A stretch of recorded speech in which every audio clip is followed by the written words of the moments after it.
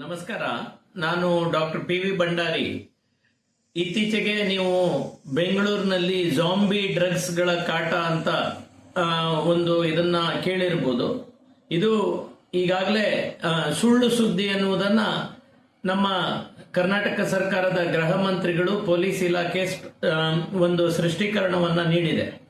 ಒಬ್ಬ ಮನೋವೈದ್ಯನಾಗಿ ನಾನು ಈ ಬಗ್ಗೆ ಒಂದಿಷ್ಟು ವಿಚಾರಗಳನ್ನು ಹಂಚಿಕೊಳ್ಳಿಕ್ಕೆ ಇಷ್ಟಪಡ್ತೇನೆ. ಅಮೆರಿಕದ ಫಿಲಡೆಲ್ಫಿಯಾದಲ್ಲಿ ಇದು 2016ರಲ್ಲಿ ಮೊಟ್ಟ ಮೊದಲಿಗೆ ಉಪಯೋಗಿಸಿದಂಥದ್ದು ಈ ಝೈಲಜಿನ್ ಅನ್ನುವಂಥದ್ದು. ಇದು ವೆಟರ್ನರಿ ಡ್ರಗ್. ಇದು ಪ್ರಾಣಿಗಳಿಗೆ ಅರಿವಳಿಕೆ ಕೊಡುವುದಕ್ಕಾಗಿ ಉಪಯೋಗಿಸುವ ಒಂದು ಡ್ರಗ್ ಆಗಿದೆ.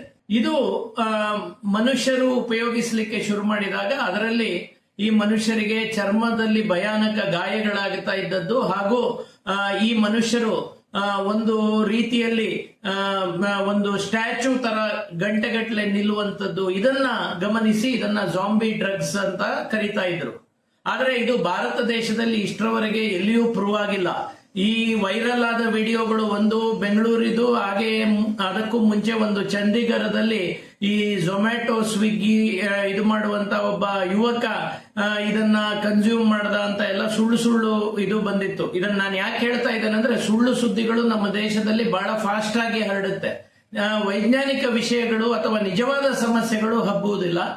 ಸೊ ನೀವು ಏನ್ ತಿಳ್ಕೊಳ್ಬೇಕು ಅಂದ್ರೆ, ಈ ತರ ಝೈಲಜಿನ್ ಅನ್ನುವಂತ ಡ್ರಗ್ ಇದು ಭಾರತ ದೇಶದಲ್ಲಿ ಎಲ್ಲಿಯೂ ಅವೈಲೇಬಲ್ ಆಗಿಲ್ಲ. ಇದು ಒಂದು ಅಪ್ಪಟ ಸುಳ್ಳು ಸುದ್ದಿ.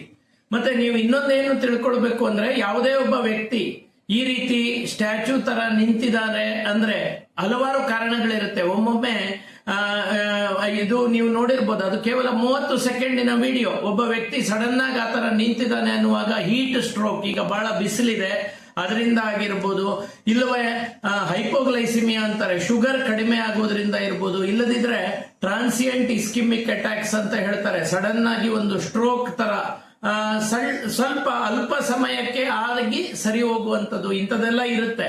ಇದನ್ನ ಯಾಕೆ ಹೇಳ್ತಾ ಇದ್ದೀನಿ ಅಂದ್ರೆ, ಇಂಥ ಸನ್ನಿವೇಶಗಳನ್ನು ಗಮನಿಸಿದಾಗ ಅದನ್ನು ವಿಡಿಯೋ ಮಾಡೋದಕ್ಕಿಂತ ಅವ್ರಿಗೆ ಏನಾದರೂ ಸಹಾಯ ಮಾಡ್ಲಿಕ್ಕೆ ಆಗತ್ತಾ ನೋಡುವ ಅನ್ನೋದನ್ನ ನಾನು ಜನಸಾಮಾನ್ಯರ ಗಮನಕ್ಕೆ ತರ್ತಾ ಇದ್ದೇನೆ.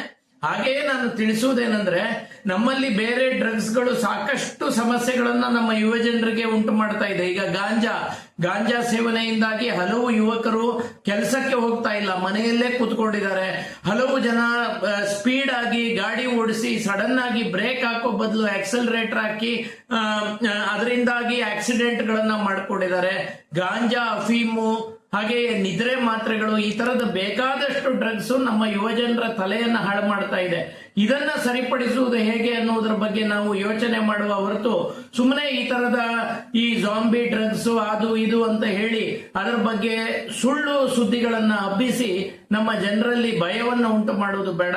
ಇದು ನಾನು ಈ ವಿಷಯವನ್ನ ಯಾಕೆ ಹಂಚಿಕೊಳ್ತಾ ಇದ್ದೇನೆಂದ್ರೆ, ಕಳೆದ ಒಂದು ವಾರದಲ್ಲಿ ಸುಮಾರು 5-6 ಜನ ನನಗೆ ಫೋನ್ ಮಾಡಿದ್ರು, ಈ ಜಾಂಬಿ ಡ್ರಗ್ ಅನ್ನೋದು ನಿಜಾನ, ಇದು ಬಂದ್ಬಿಟ್ರೆ ಇನ್ನು ನಮ್ಮ ಗತಿ ಏನು ಅಂತ.